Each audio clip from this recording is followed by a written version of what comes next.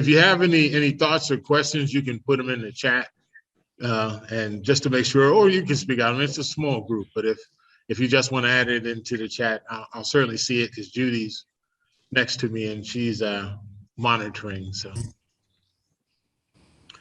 but what I'd like to do first is, since we didn't have the opportunity the last time, I'd like Jen to really kind of give an overview of what the program is, and kind of how it came together.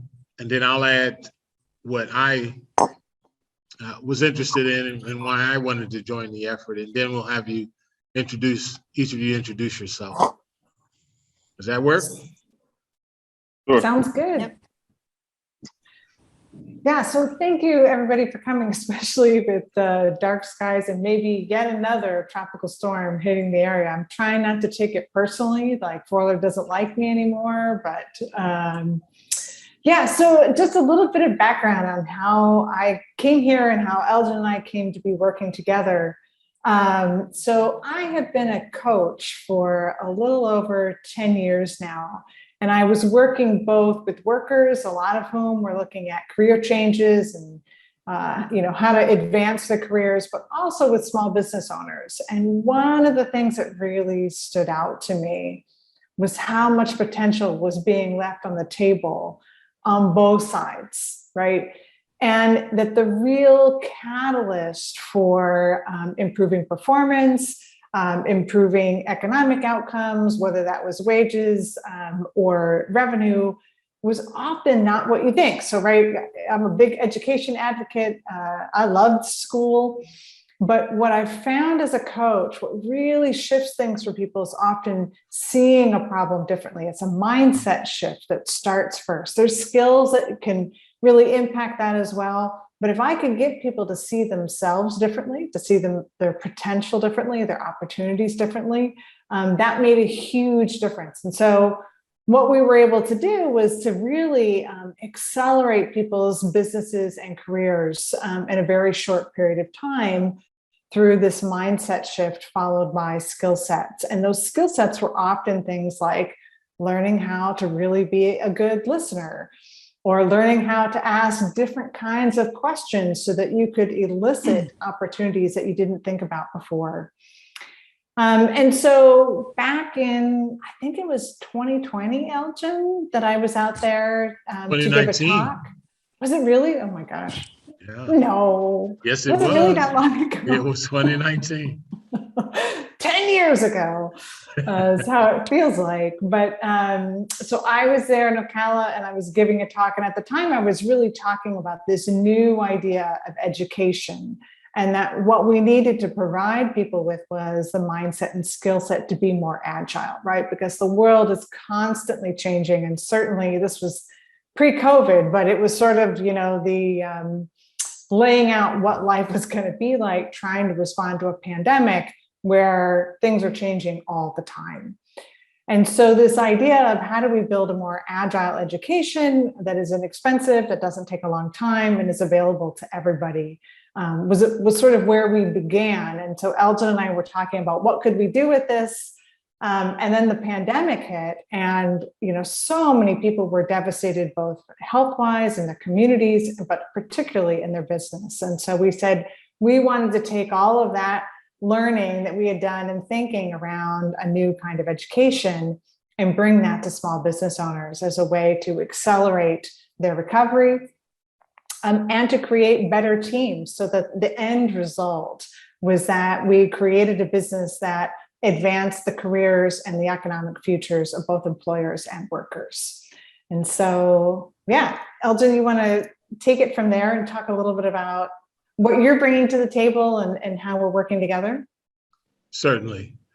So from that mindset, for most of you, you know what I do for a living as a business strategist, and really it's business strategy is about deconstructing and reconstructing in a manner that is consistent with trying to achieve your goal. And so as I heard Jen speak the first time, with the agile thinking and pivoting. And I was like, oh, okay, that's a lot of what we end up doing simply because business looking to move through their second stage growth cycle.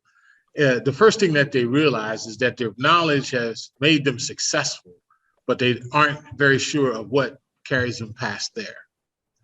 And so as you look at the effect of COVID-19, and even prior to then, you started to see, or I started to see, the micro businesses, those are with 20 employees or less, really weren't aware of the kind of strategies that would be necessary to even get them to first stage growth. I was meeting so many business owners that weren't able to pay themselves.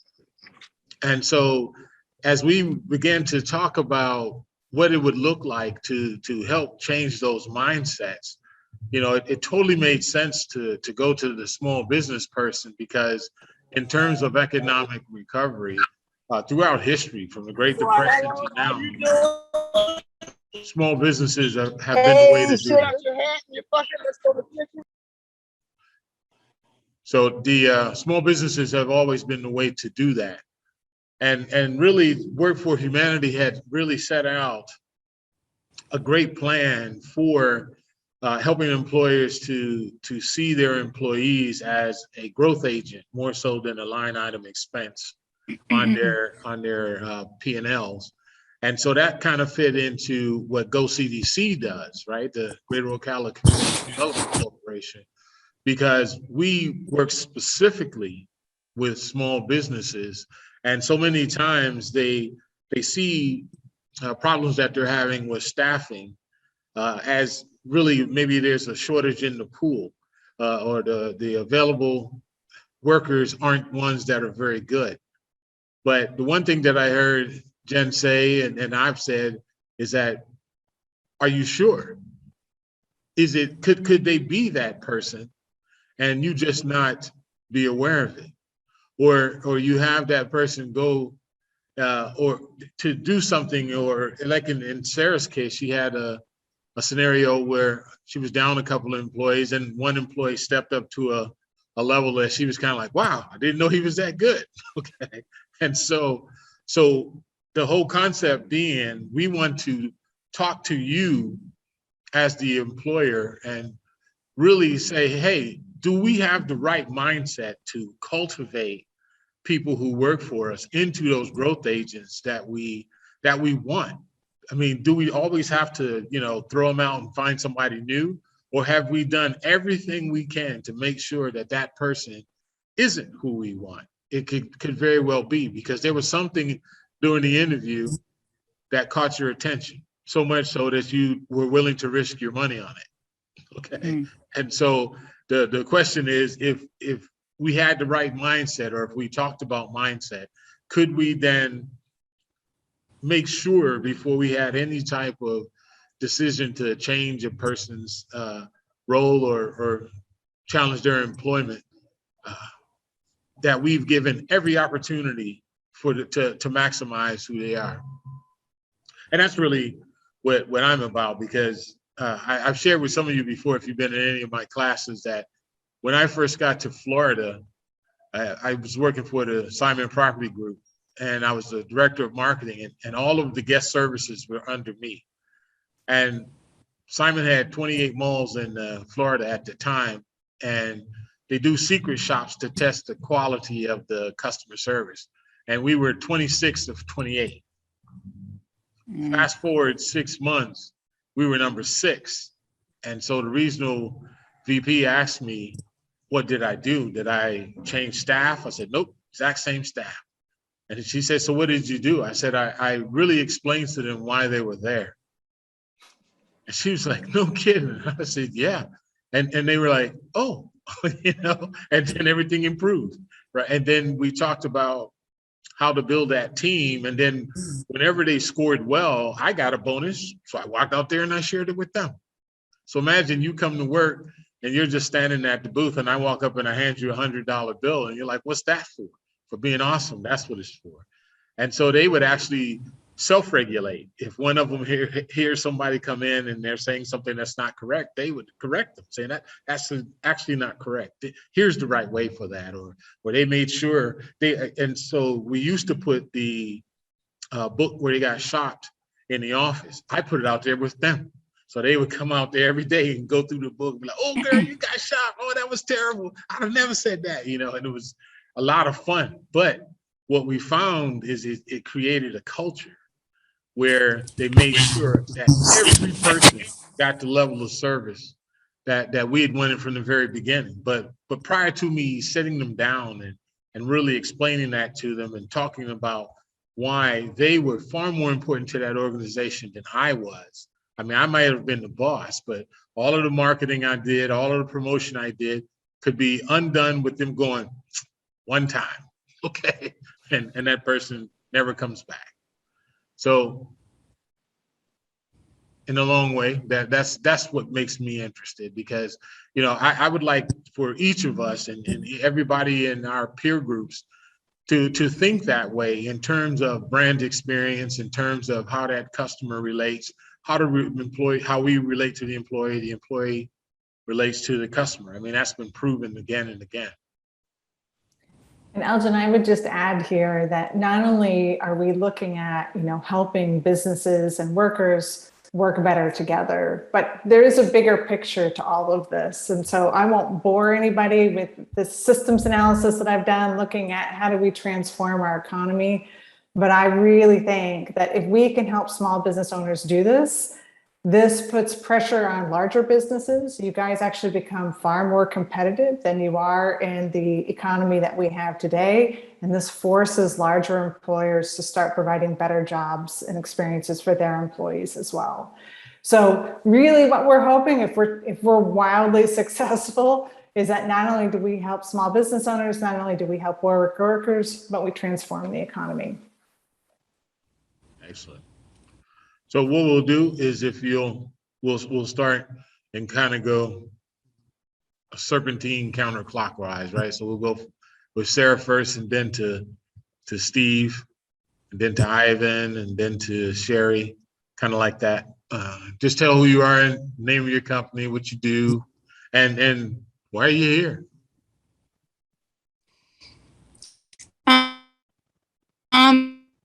So my name is T. I'm the owner of the Gathering Cafe here in Ocala, Florida. I am very interested in this program because, I've I've been going through the COVID stages of having a lot of employees out and different things, and listening to this program. It actually just having the first meeting actually got me thinking about a couple of things, and then obviously talking to Elgin into I was actually sick 3 weeks ago with COVID, and I was out of the cafe for almost 2 weeks, and I had several employees that I was like blown away about, and so I ended up giving them a bonus on their next paycheck. And just that $100, was like a big deal to them. So Elgin, you guys are right. Little things like that go a long way. And I'm excited to learn more about this program. So. Awesome. Steve, wake up.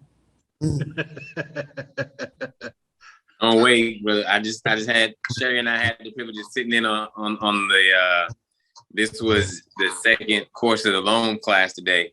So we had to do the SimSoc. So it's been a day. Yes, SimSoc's eye-opening, isn't it? Yeah, it's different. I am Steve Young. I'm the owner of H&S Transport, and I'm also the founder of Forever Young Academy. The big issue, or the big reason why I think this program would be beneficial to me, not only just me, is I think the information and the access that it potentially has for the kids in my school to help. And Elgin and I had this conversation, Ivan and I too. Information shifts your mindset, and it can help shift your culture, and it can change your trajectory of your life.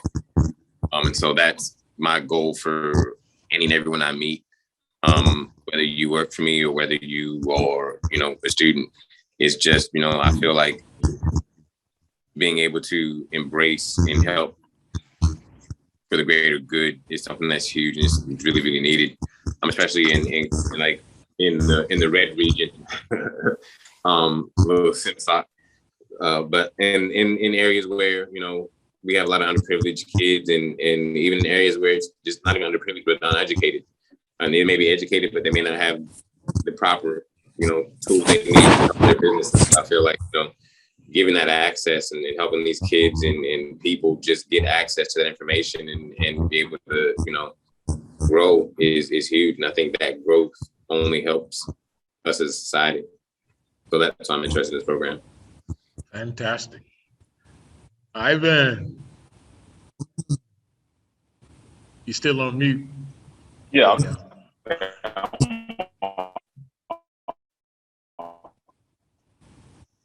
Okay, Washington. Welcome to a chef. I'm the proud owner of Being Chefing LLC. I started my business like full-fledged, maybe like a year and a half. And just catering, just going to small parties, private dining and whatnot. And I didn't expect them, anything that's coming my way today. I was offered a job by Steve Young to be a chef at his school that he's opening up. I did an event for Steve as well. That's how we met.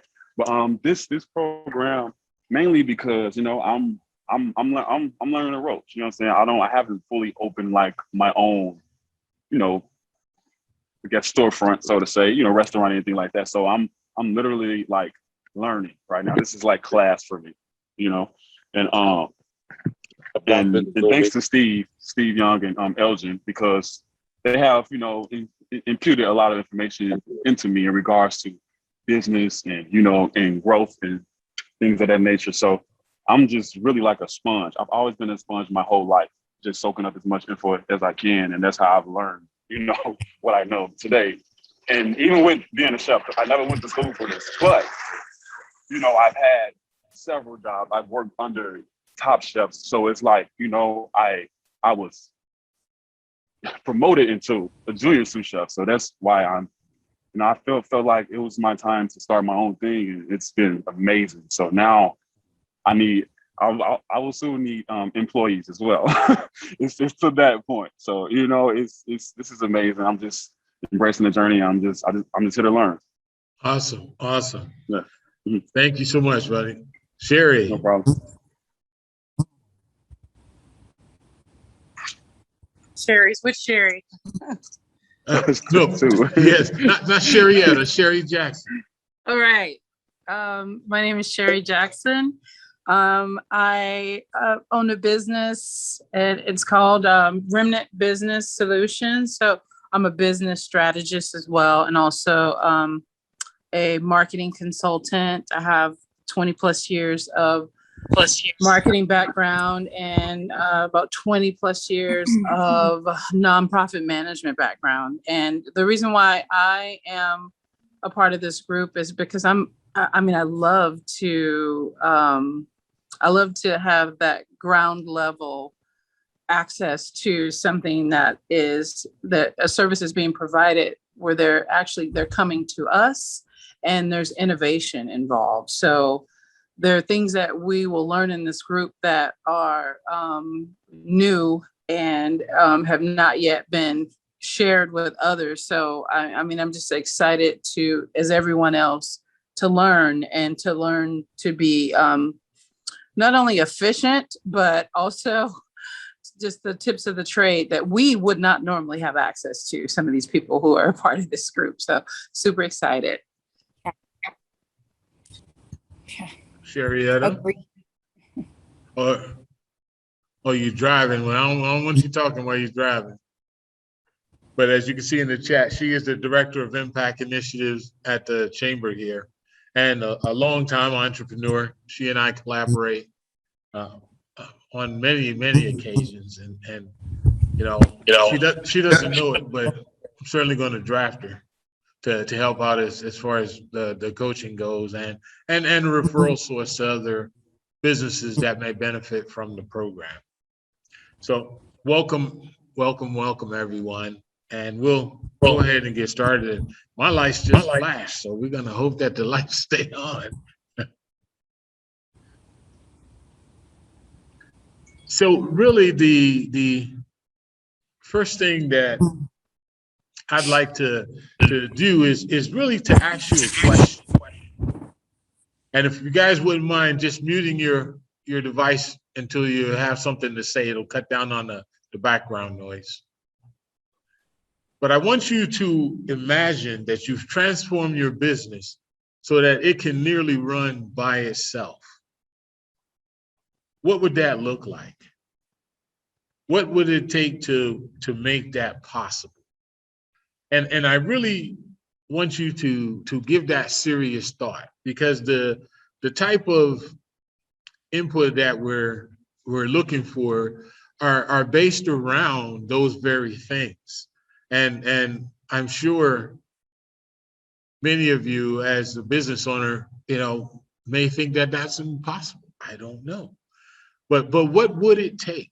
What would it take for your business to run by itself? Actually, Elgin, I was going to say, before they say what would it take, I would love for everyone just to imagine it's possible and it's happened. Like, Okay. what would that even be like? What would be possible if that were already true?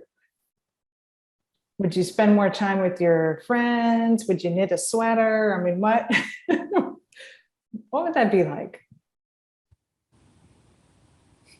I would find time to open more cafes. Yeah, that's actually a great answer as well. Yeah. The same with me. And drag my kids along with me. Like the same with me. I will find different areas to open up more restaurants. You know what I'm saying? Just to touch as many people as I can through food. Yeah. So it gives you the capacity to focus on that strategic part of your business that maybe you don't always have time to do right now. Right. Yes, I think for me, it would be exactly that. More time to focus on the growth and ways to not only build a business, but help my employees grow too. Yeah. And how would it feel? I mean, if you just had more time, would that be less stressful? Would it be just more exciting? What are the emotions you think that would provide you? Less stressful immediately.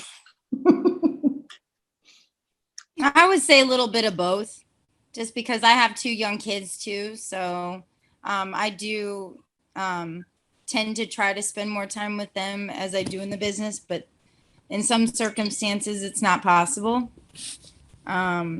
So that would be mine. Yeah, so Sherry added to streamline operational strategies and run a fairly tight ship and focus on strategic planning. Yeah, so, and again, this might be hard to even imagine right now because of how much time the business takes. So as you sit with this and as we talk about it more, if more ideas come up like, what else I would do? I would be more athletic. I would spend more time exercising and getting my health, whatever. Feel free to pop those in the chat. But now back to Elgin's original question, which is, what do you think it would take to get there, to get to a business that nearly runs itself? Me personally, I think that strategy and structure and planning and, making sure all of your employees are on the same page and, you develop, a great sound relationship with each other, each and every one of them. And I think personally, working under different chefs, and it's once you connect and, create a relationship with a person, it's, and it's genuine, it's it's only right for everyone to fall in line, right? And I believe, taking those necessary steps, what I'm saying, like that would set me up for more freedom, to be with my family as well. What I'm saying, you work out, other things that I may want to do years from now. But yeah. I love it. A 3-year workout plan. Right. For me, I think capital, to be honest with you. I think that's one thing as a small business, like you lack the most, like is capital for me. Like I have an example, like I just got off the phone before I got on here and I was looking for yard space for some of my trucks. But JB Hunt, who is a huge company, bought 3 yards side by side because they have that capital and they have those connections. Whereas you're in a small business and you're trying to, get what you can. And when those larger companies that have that capital, have the means, it's a lot easier for them to move quicker than you and to make those moves, those necessary moves. Well, not even they may not be necessary for them. They may be necessary for you because you don't have the capital. Like you're unable to do so. That's an interesting one. Elgin, did you want to add something there? I know this is your bailiwick. Well, I think everybody has kind of touched on it, but more so, as Ivan said, it's going to come back to the relationship, because it's going to be the difference between leading and managing. Because as we've heard before, a manager gets people to do things because they have to, and a leader does it because they want to. And I think that the opening up of the capital becomes consistent with the culture and the environment and the productivity. And as we are able to increase productivity, revenue is usually not far behind. And so that can be a key to getting that access that Steve was describing. But it does ultimately begin with the relationship between you and the team and you and yourself to begin with. I mean, there's a video I like a lot that talks about great leadership starts with self-leadership. Mm-hmm. Yeah, and I know I found that sometimes if you get the capital too early, before you've really got the business running, it can actually set you back more than it puts you ahead in some cases. Now, that may not be your case, Steve, but sometimes, right, you can get that capital and then it gets used inefficiently because you don't have the team structures yet that are working well for you. And so you only get like a percentage on the dollar of the money that you get, and you may not therefore get the revenues from that capital that you really need to get more capital, right? So sometimes getting the teamwork going, so the productivity and efficiency is working, that produces bigger revenue results, which gives you more access to capital, and it becomes a virtuous cycle. Mm-hmm. Very much so. I understand that completely. That makes a whole lot of sense. Yeah, yeah. I mean, a simple question, Steve, it would be like, can you imagine, 2 quarters where you never had a call out or had somebody, being late to pick up or drop off? Could you imagine how much money that could make you if that were the case? That would be incredible. That would be incredible. Yeah, and imagine if in the meantime, before you got the capital you needed to buy the property, right, that your team came up with a creative solution that cost you almost no money, right? So there was a guy I met from Brazil who used to travel around the world going to areas where they'd had a natural disaster.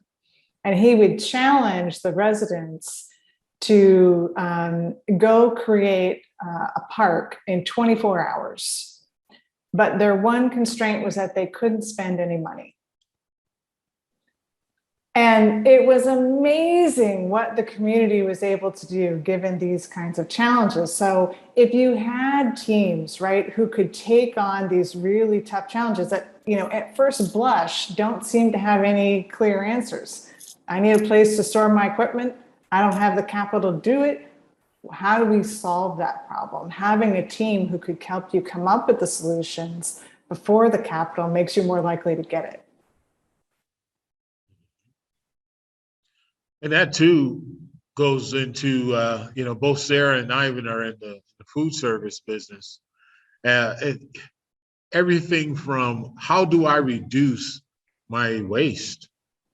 Getting your team involved because they see things that you don't, simply because in addition to overseeing the business, you have back office things that maybe keep you from seeing the incremental things that could be done. And so involving them and asking them, so how would you do this? You know, we had last week, we threw away X amount of dollars of product, or we had a shift in sales in that product. What do you think happened?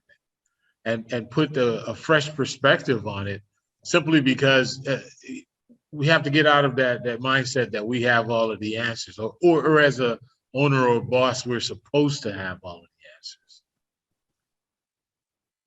And that's a part of growth.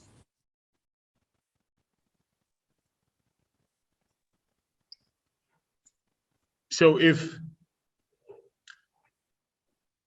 you were to ask yourself of those things that you just mentioned, you know, could you develop, or what would it take for you personally to develop the kind of team that we're describing? What do you think it would take for you personally to do that? Time spent with them, time building that relationship. Thank you. Can you say more, Steve? What would that relationship look like? I mean, it would honestly, I mean, just be like almost, I don't want to sound corny, but almost like a retreat kind of deal, you know, where we could just take some uninterrupted time and cultivate, you know, where a lot of times as bosses, we seek understanding before we seek to be understood, because we have things we need to get accomplished. So I think for me, it would be, you know, seeking to understand before I seek to be understood, understand where I can help, where we can, you know, make them understand that, you know, we're working together and you're not just working for me. And so, I mean, I try to do that now with like my drivers and things like that. But I think, you know, outside of the monetary aspect, like honestly taking time to, you know, make sure that the things that are important to them are important to you, so they understand how much you care. That's beautiful. Yeah, two really good nuggets there that I heard was the seek to understand before seeking to be understood. Really, really powerful. And caring about the things that they care about. And not simply just to be nice, right? But to really understand them as a person, the barriers that they face, the things that they care about and want to work towards. Absolutely.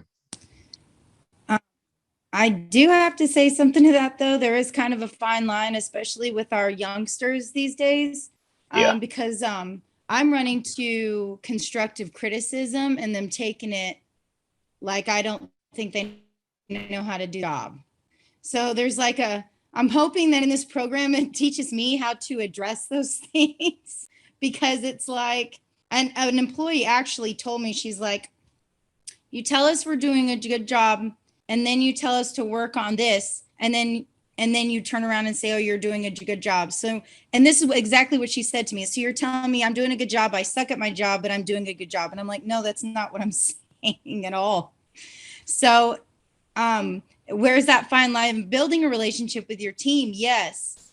But then, because I mean, I'm with all of you as far as like, and Steve, I agree exactly with what you are saying. But on the other spectrum too, it's like,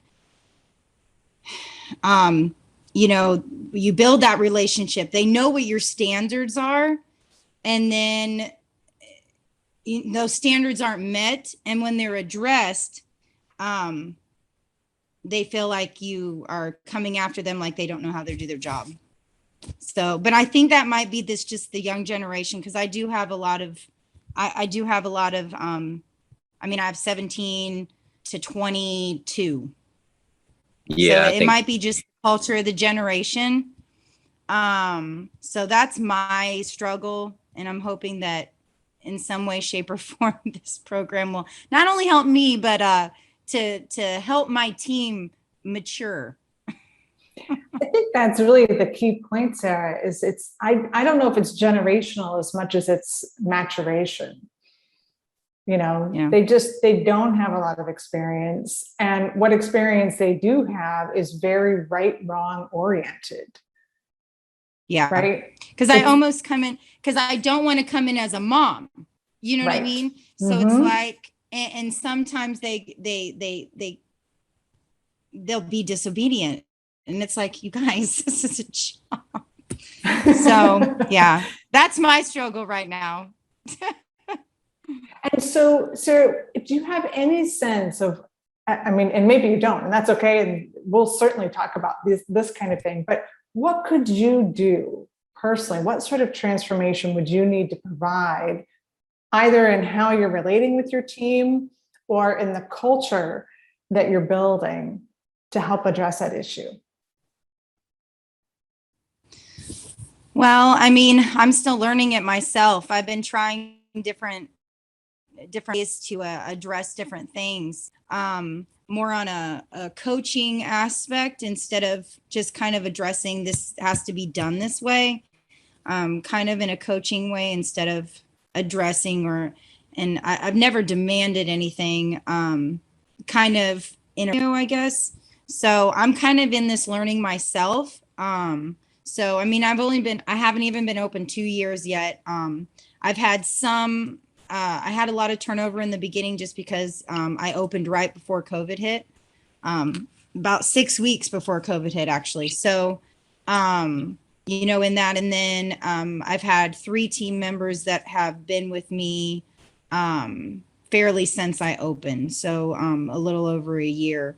So I'm still kind of learning myself how to work on that. Elgin has taught me some things. So, and I've used those tools and they seem to be working pretty well so far. So, but again, to answer that question, I honestly am still learning.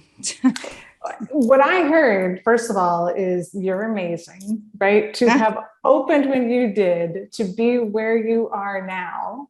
And you said something really magical that I want to highlight, because this is actually a pretty advanced understanding that we often don't even see in large organizations that are like the behemoths of their industry. And that is to develop the skills to be more like a coach and less like a manager. That is really the key shift. And the fact that you already know that is amazing. So it's not surprising to me that you're doing so well. Oh, thank you. And through the growth of your personal style of leadership, whether it's a more coaching or mentoring kind of philosophy that you adopt, you create a culture.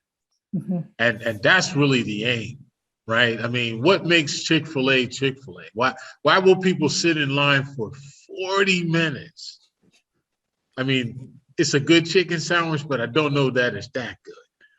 But the culture is such that the consistency is always there. The customer service is always there. All of the things that the consumer who's being asked to trade their dollars for a product is willing then to put up with that. And so as we move into a more coaching mentality, it's really about, I kind of liken it to kind of opening the top of their head and just kind of pouring in all of those things, but not from a forced. They don't do it because they're afraid. They don't do it, because here's what when you leave the room. If they're still doing it, that's the right culture. But if you leave the room and they sit down, you walk back in and everybody's sitting down, then we kind of miss something. And so we have to ask ourselves that how do we begin? What do we need to help you understand so that you can help them understand, right? I mean, because this program really isn't about us teaching you how to grow your business, right? I mean, there's plenty of people who can do that. But our goal is to really help you build a mindset that you will then pour into your people so that your team leads and your supervisors, they all have that same mindset. And that's what gives you the ability to walk away because you already know what's going on. I'm a firm believer that you pour into those that you have in positions of responsibility in such a way that they feel compelled to show you that they got it, that they want to do it, and that they can share it, and that they can get the people that are not even in their direct report, just their same teammates. I mean, if I'm a line cook and the rest of the line cooks are there, and using that thought process, I wanted to ask Ivan, since you were working in a pretty high-end restaurant, if you had team members, the junior sous chefs and the prep people, and they weren't pulling their load, how did that affect you? Oh man, drastically. Mainly because, it affects you because they're not setting you up for success. You know what I'm saying? So it's like prepping is like key in any kitchen that you work in. And like, if you don't have those, certain essential elements, it's like your kitchen is gonna die. So how did you address, how have you addressed when people are underperforming? Just communicate, you know what I'm saying? Just communicating, because one thing about me, I've always created great relationships with anybody I come in contact with. So mainly, just addressing it, just letting them know, like, man, like, yeah, like, just step up, you know what I'm saying? You left me hanging with this, woo, it's all about like direction, you know what I'm saying? Like, as long as you show them where show your team where they lack at, you know what I'm saying? It's like accountability is key. And that's one thing I've learned in business or in life, you know what I'm saying? A lot of people don't like to be held accountable for the wrong things that they do, right? So, but like I said, it's just about, I've always created great relationships with people. So I just communicate effectively and, just let them know where they lack at. And, everything always seems to set itself straight when I communicate effectively, so yeah. And so to everyone, in terms of the accountability that he's describing, what is the role of clear expectations, clear, tools and resources that they can use to then meet your expectations, rather than just say, you need to do that better? How important is it that they have a very, very clear path in their mind of how those things are accomplished? And how do we They have to have very clear. Well, right now, I mean, even though I knew that procedures and expectations and all those things were important, I just started working on a lot of them just recently. I know that sounds crazy because I opened a year and a half ago. Although because I was stuck in that pandemic, I had to run a business and work it constantly. So kind of nice because I was able to learn as I grew too, and started to know, okay, this would be my expectation. So this would be in that, this is a procedure that I need to make sure that is addressed and all those things. So I think it's important to have the manuals for your employees. And what I would add to that, Sarah, is that it's also really important to know there's a distinction between tasks that could and should be standardized and tasks that really should be left up to the judgment of the person implementing them. And most, Understood. Yeah. yeah, a lot of times people don't make that distinction and they try to standardize things that shouldn't be standardized. So for example, sales, not a good thing to try and standardize because it's complex and there's so much nuance. But, you know, there's, I never quite remember, I think it's Quick Mart. They actually have a standardized way of creating change, and they teach it to every one of their employees. They have found if you do it this way, it's fast. And if it's fast, it means you get to the next customer faster, which means that customer's happier, right? So there is a standard way to create change and how you pull it out of the drawer. But if it comes to handling a customer complaint, there's principles there, but it's best left up to the employee's discretion. And I think, you know, going back to something that Elgin was talking about earlier, this idea of us pouring into our employees, that works well when we're talking about this standardization, but realizing that we also want our employees to contribute and improve things and to experiment, right? So I had a client once, he was working as a server at Applebee's. It was not a good situation. Management didn't like him. He didn't like management. He got fired. We ultimately got him a job in sales. And he became the top salesperson for that company. I mean, he brought in tons of money. So, you know, I always think about the potential that Applebee's had, right, in their store, but they were utilizing him in the wrong way and trying to standardize things that he could have really improved. Yeah. And I am definitely learning that with my employees. I've actually moved several because I realized that they were better somewhere else than they were where they were, and they weren't growing because it wasn't something that they're efficient in. Definitely something I'm learning with that too. Yeah, and it's especially interesting, right? When you do have a small business, you may not have a ton of roles. So really making sure you have the right fit and understanding that just because somebody applied for a role doesn't mean that you've actually done the work together to find They're that gonna right fit. Right. Yeah. Yeah. And Yeah, sometimes for sure. maybe not for what you intended. I mean, you know, Sherry and I both are fans of Jim Collins, and his mantra is find great people and then figure out what to do with them.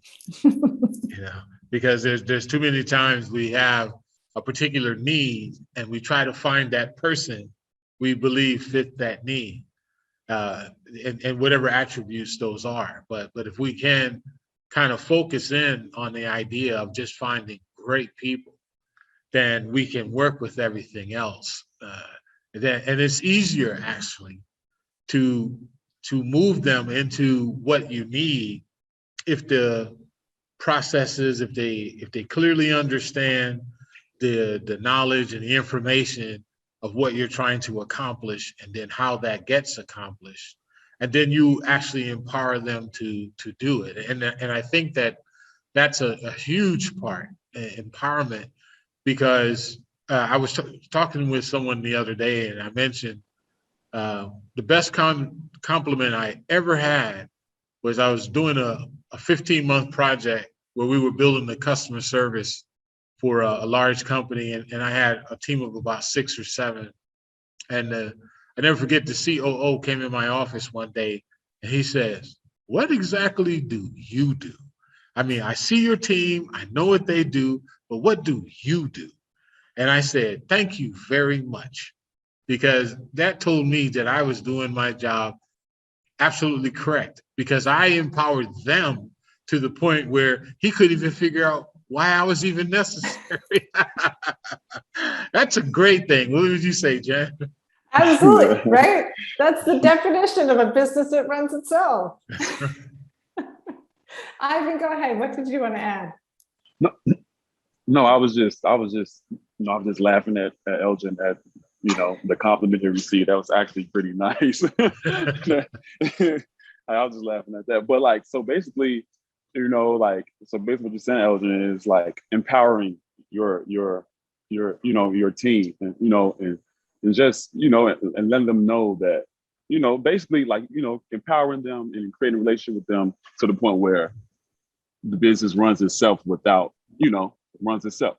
That's right.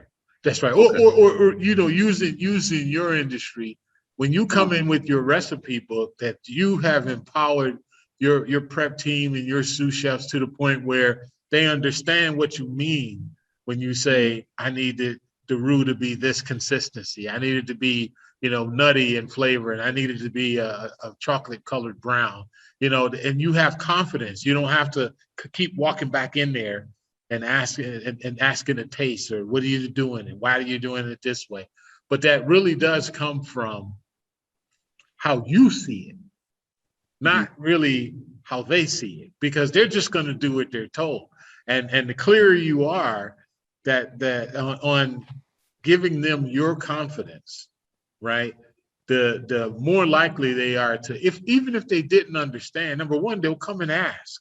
Have you ever had employees or team members just make up stuff? He's like, where'd you get that? Okay, yes. Because they were afraid to ask. Right. So we have to develop that. And let me culture tell too. you guys, they love it. They love it. Okay. They do. I have my baristas making specialty lattes all the time, and they love it. So yes, do that with your employees. Gives them ownership of their jobs. And also Yes. Yeah, go ahead, Steve.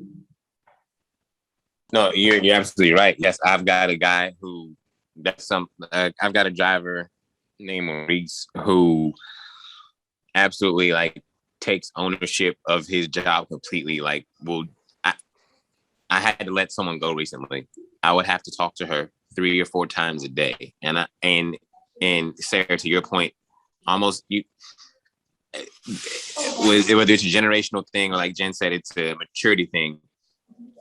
This woman was 50 plus years old, and I'm having to coddle you like you are my 13-year-old. I mean, you're calling me asking why I didn't check up on you because you said you had a headache. You're 50. I have COVID. I'm in the bed and I'm still running my business. You were asking me why I'm not checking up on you. Meanwhile, I have a guy who is the opposite end of the spectrum. Like, I told him, look, I'll be sick for like a day or so, but I'll still, like, I just need to sleep. And I was like, just if you need anything, text, my fleet manager.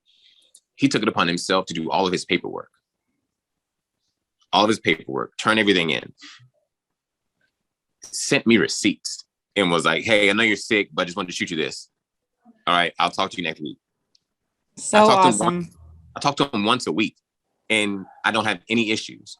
Meanwhile, this lady literally would call me 4 or 5 times a day. Like, I can't take a shower right now. Like, I don't own Loves. There's nothing I can do about your shower. Well, I just need somebody to, I do care, but you got to understand, it is 11:45 at night and you're calling me about a shower. I give you hours. Like, it's just little things like that to where, I treat, and Sarah, you made a good point about treating people like family. Like, and I've always said, and I've been attest to Elgin, you can too. Like, I feel like you meet me and we're speaking like your family. It just is what it is. Like, you have no choice.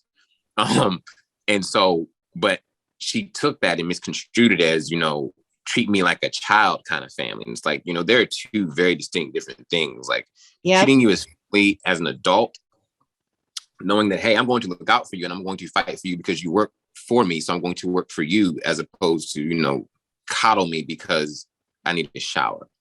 Like, and you lost your job behind it because, it was when I was angry, like she would ramble off and spout like very emotional, not being able to like detach her emotions from her job. And so you lost the job. Yeah. But that part of it is just, it's when you have an employee who really takes ownership of what they're doing, where they're going, it makes life so much easier. Oh, yeah. So much. It does. Because you're behind them. Yep. So let me ask a question. Can that type of employee be created? Yes, absolutely. Oh, yeah. And so what do you do to get is it, is it possible to have that person that wants to have their hand held become as efficient as the one who was giving you the reports of his own volition? I mean, what do you think it would take to create that? I think it takes the want to.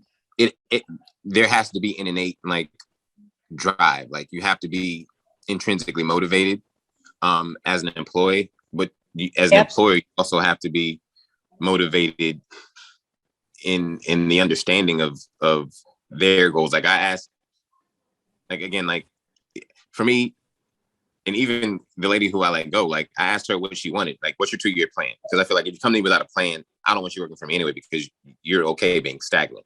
So I don't need that. So, you know, what's your 2-year plan? Well, my goal is to own my truck and then help me like build a truck stop. Okay, cool. Let's work toward that.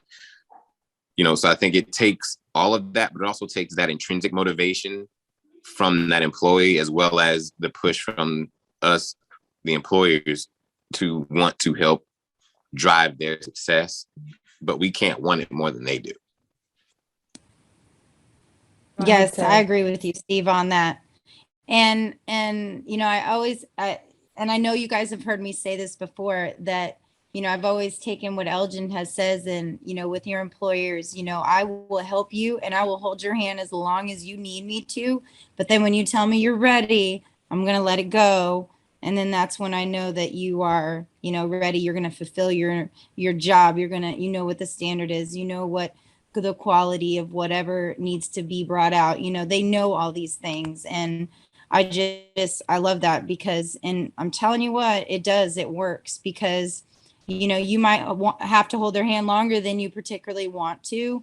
But I've noticed with a few of my newer employees, it's actually worked out very well, because they get to that point where I know that I'm not pushing them to say, okay, let me keep helping you, and not knowing if they need it or not need it. And then it gets it to the point where if they still do need it, then they have the opportunity to let me know when they're ready. So it's nice. So Sherry brought up something in the chat that I want to just bring up, because it's a really interesting point, right? It's easier to train a younger employee. Sarah might argue with that. I don't know. But what I will say is that it's hard to train someone who isn't interested in being trained, right? Who doesn't care about getting better for whatever reason. But you know, what we've been talking about this whole time is that there's training, there's skill set building, that's important, but the mindset shift is equally important, right? And that comes from you acting like a coach. And so sometimes, right, that needs to happen before the training happens. So I'll just give you a quick story. I have a client who I'm working with right now. And it's my guy who went off to become the top sales leader. He's now a sales manager. So he's got a team of salespeople, and he had somebody who was working for him who was older, and she was not hitting her sales target month after month. She was about to get fired. And I said, you know, my instinct here is that she has not met her target long enough now, that she's got mental issues, right? She's got psychological fear going on, and she's psyching herself out. She needs a win. So instead of talking about how to close her sales better, right, or how to do the opening better, all tactics, help her with the psychology that's holding her back. She already knows how to do sales. You know, I think she was something like 55 years old. And so that's what he worked with her on. And it just took that little bit. It took a few weeks, but she hit number 2 in the company. And then she did it again. And once she could prove to herself, okay, I do know what's going on here, then they could get back to tactics, right? It's not that she didn't have any room to improve. We all have room to improve on our processes and how we do things. But if you don't address that psychology piece first, the mindset piece, it's really hard to do the training. So do you feel, Jen, that it's better to do that in the onboarding process, or if you have a team that's already in place, to start building or rebuilding the culture to fit what you just described?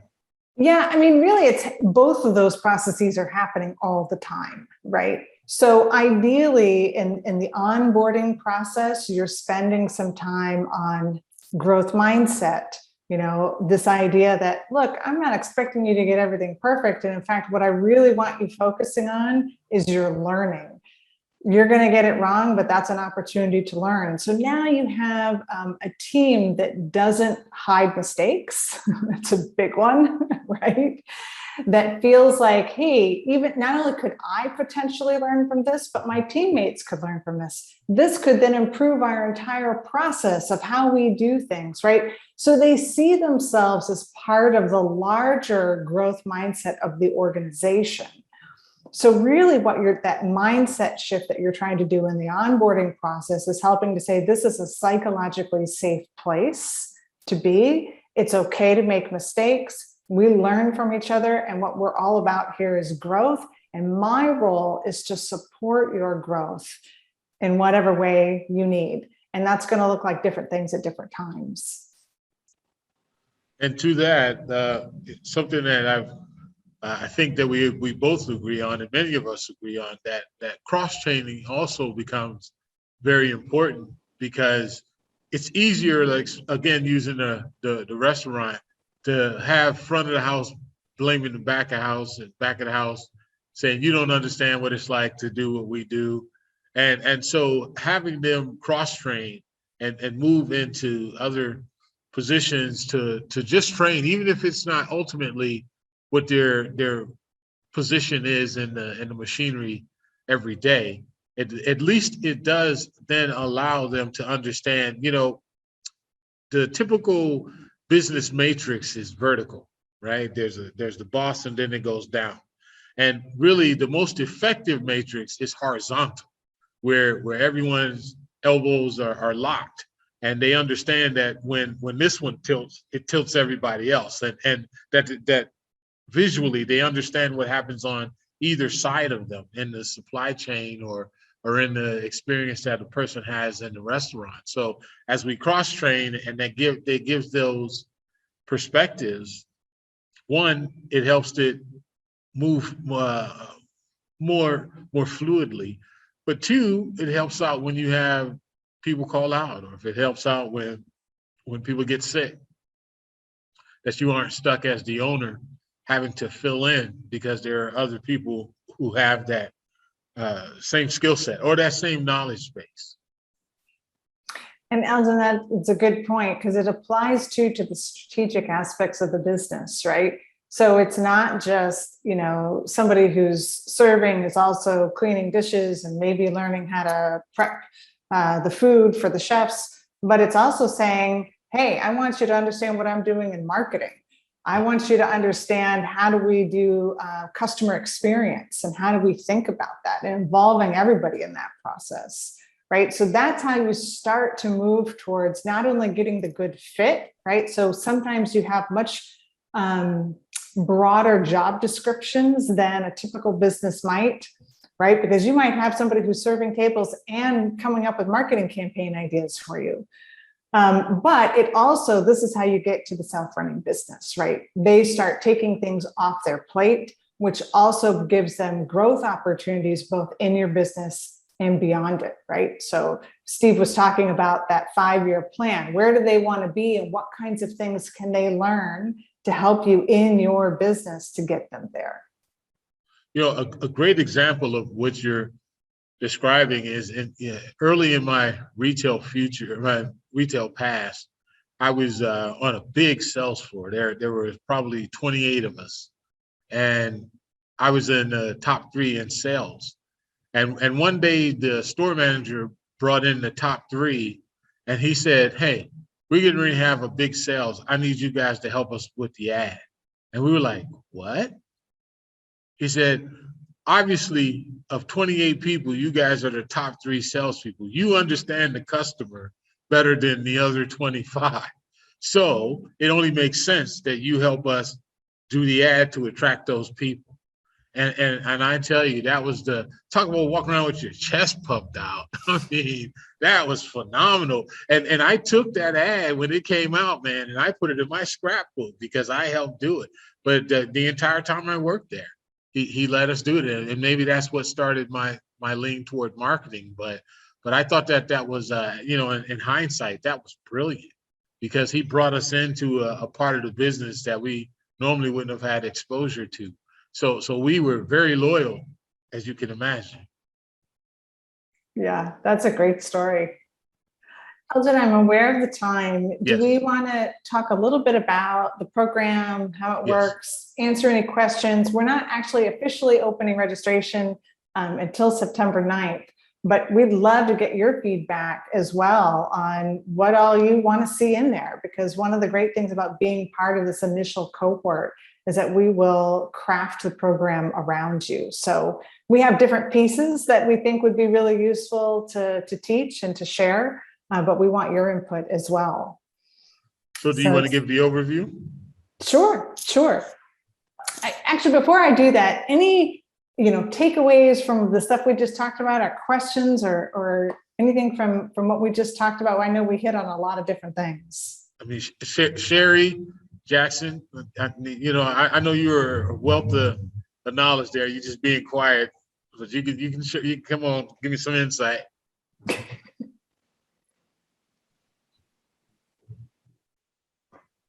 Hey, Elgin, I was thinking about your comment regarding Jim Collins, and the overarching side of this conversation has been about employees and retaining employees, and also navigating through that onboarding process. And all I could think about was the portion in his book, Good to Great. That's a recommended read, you guys. It totally shifted my outlook on business and going to that next level. The title of the book is Good to Great, and it's the author is Jim Collins. But he talked about having the right people on the bus. And having the right people on the bus is important because they're all headed in the same direction. And when you don't have the right people on the bus, you have to be willing to pull over and to allow the person who's not supposed to be on that bus to get off of the bus. And it sounds like some of the areas of growth for you, it sounds like it's in the area of employees, employee relations, and motivating employees. I completely agree with the concept of being a coach, coaching and motivating people to want to work for you, to want to do those things that you've asked them to do, but also wanting them to go above and beyond those things that you're asking them to do, to give them the opportunity to explore other areas. But I do believe that once you tighten up your interviewing process, which is very important, sometimes we get really excited, and especially during COVID, where there's a shortage of employees, you're just happy that someone is replying to your ad. But tightening up your interviewing process and asking the right questions can help you immensely. Onboarding, they know that they're joining a company that is not just here to use them for as long as they can use them, so that they can transition to another place to make more money. You have an opportunity during onboarding to motivate them to want to do what it is they applied for, but also being interested not only in the growth of the business, but in the trajectory and the direction of that bus that they're now on. So that's what I wanted to share. Definitely want to recommend the book Good to Great. Thank you.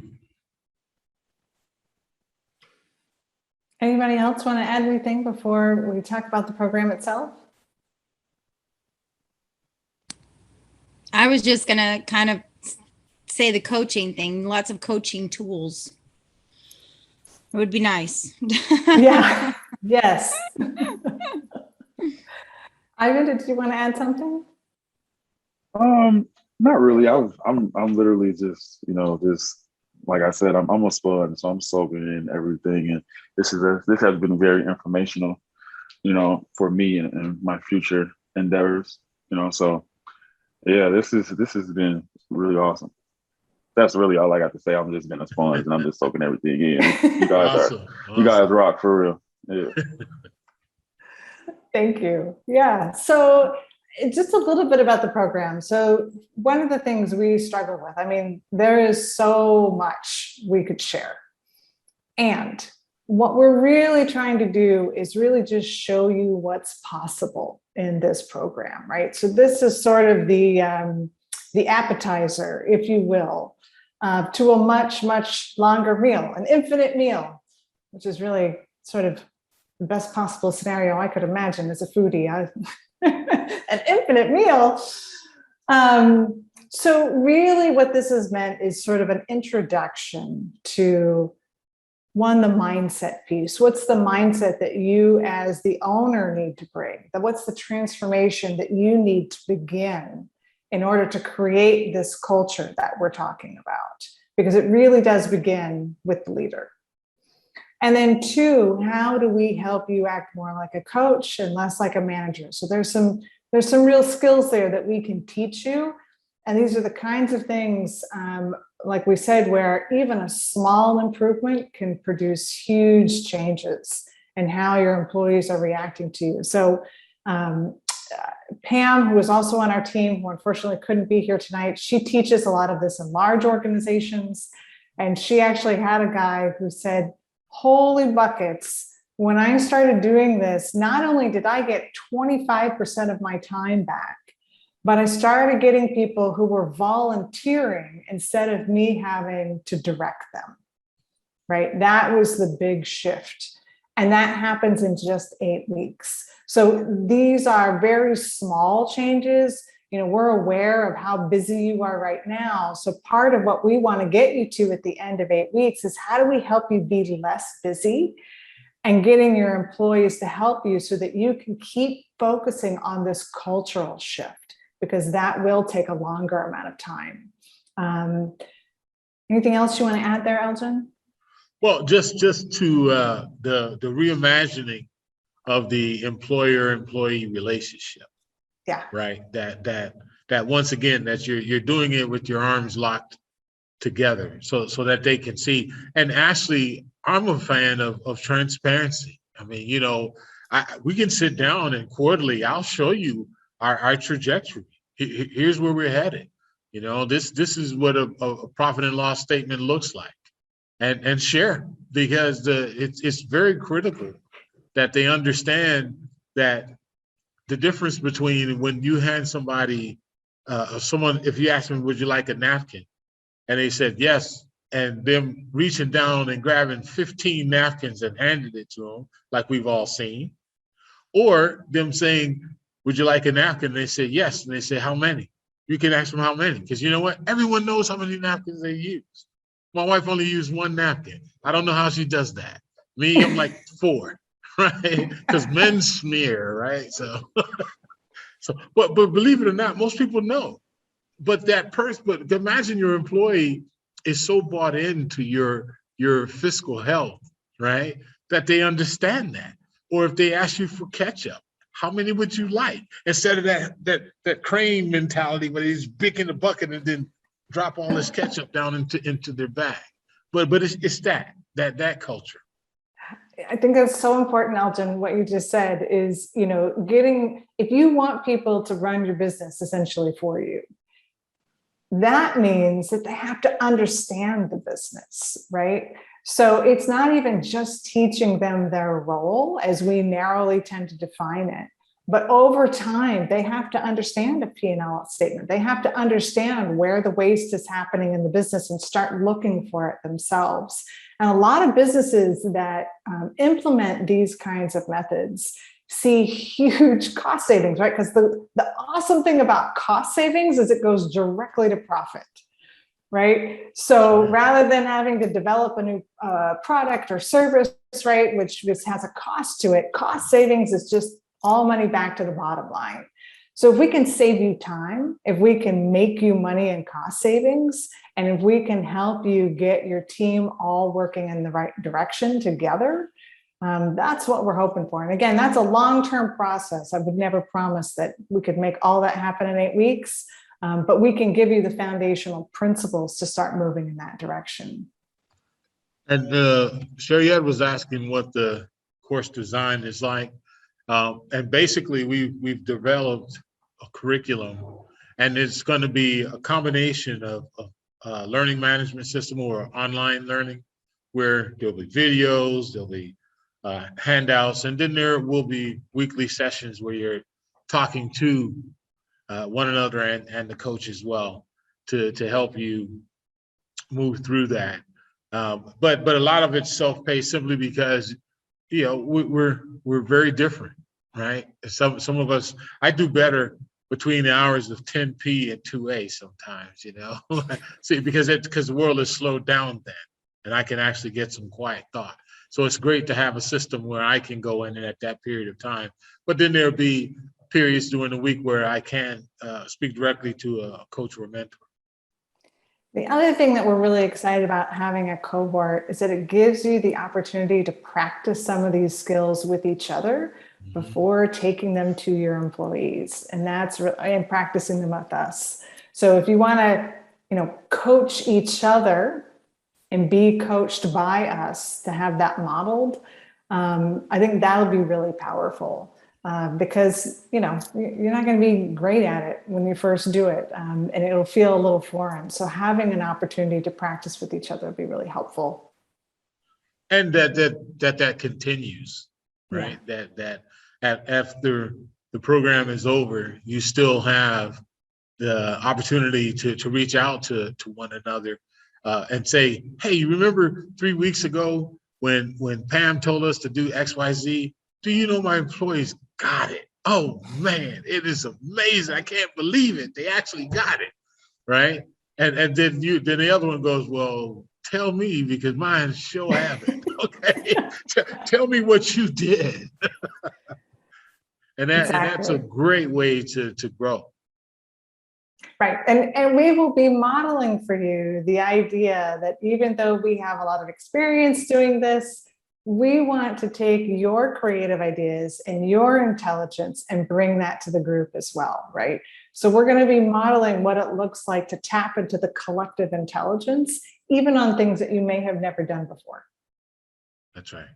That's right. And the wonderful thing about that is because even though we present things to people all the time, at least in my practice, there's times I'm talking to a client or a mentee and I say something to them, and the way they respond, I'm like, okay, I never considered it that way. That was great. And it even helps me to take a broader look at a subject, because we may see the same words, we may hear the same concept, but it's a little bit different the way it came into that person. And so it allows us once again to benefit from all of us are the sum total of our experiences in life. And so all of those things come with us when we learn something new. And so you may apply it give it a different spin. We give you a foundational theory or a foundational concept, but through your experiences, you may be able to add things that make it more effective for your particular style in implementing what you've been learning. Any questions that we can answer for people and anything? I know Sarah mentioned the coaching, which will absolutely be teaching coaching skills, but is there anything else that you are thinking about as we've had this conversation? Like, Jen, please make sure you have a session on this. Outside of it being, you know, at your own pace and things like that, how often, if like we need help or we need any kind of like support, how often or how available is a support team? Yeah, great question, Steve. So we'll have the weekly coaching sessions, but you'll also have the ability in the learning management system to leave questions. We're actually going to have the ability for you to do journaling on some prompts that we give you for reflection, and we can correspond with you personally there as well. So and of course, we're always available by email as well. Okay. Now, say if somebody has a similar question, instead of us repeating that, will we be able to see, like, if we've asked something similar, like will there be something that's generated to where we can see that, or like? Yeah, so there'll be ability, and I think this will be up to the individual. If they want to have their question be public because they think, I bet other people are struggling with this, not just me, you can do that either in the LMS or in the coaching session. But if you have something that's sensitive, maybe you have a particular employee that you're struggling with and you'd like to keep that private, you can do that as well. Okay. And it's actually really useful to have specific things that you're struggling with. We're going to bring, these general concepts and principles and skills to you. But as you're implementing them, if you said, all right, I tried this and here's what happened, or I'm scared to do that because here's what I think is going to happen. Bringing those to us is really useful so we can get hyper specific. We want this to be something that you're implementing in your business every day, and that it's easy, it's relevant.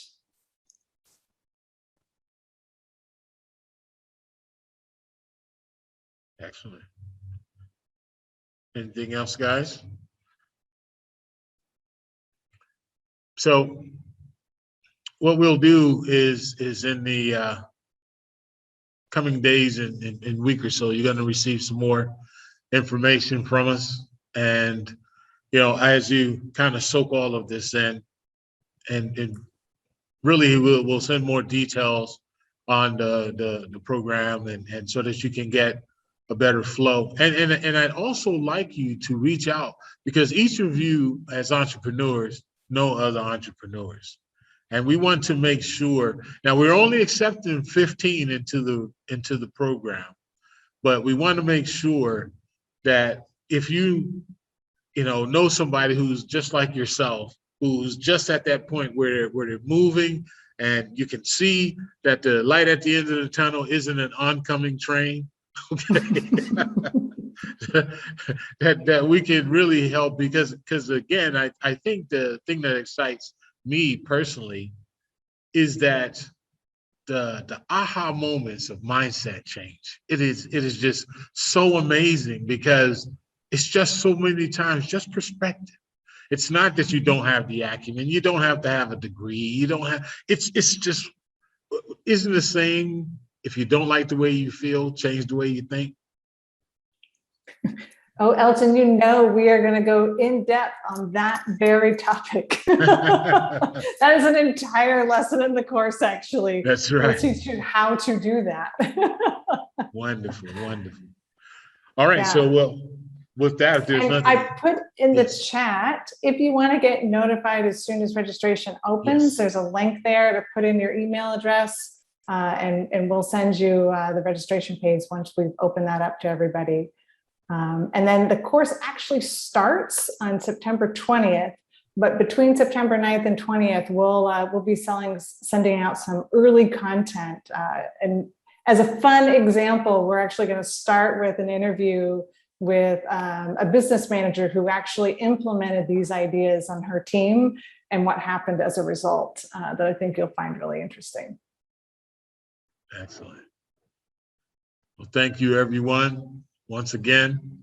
And you have a wonderful evening and the rest of the week. And we'll be looking forward to chatting with you soon. Good night. Thank you, Elton. Thank you, everybody. Good night. Thank you, Good night, guys. everyone. All right, good night. All right, good night.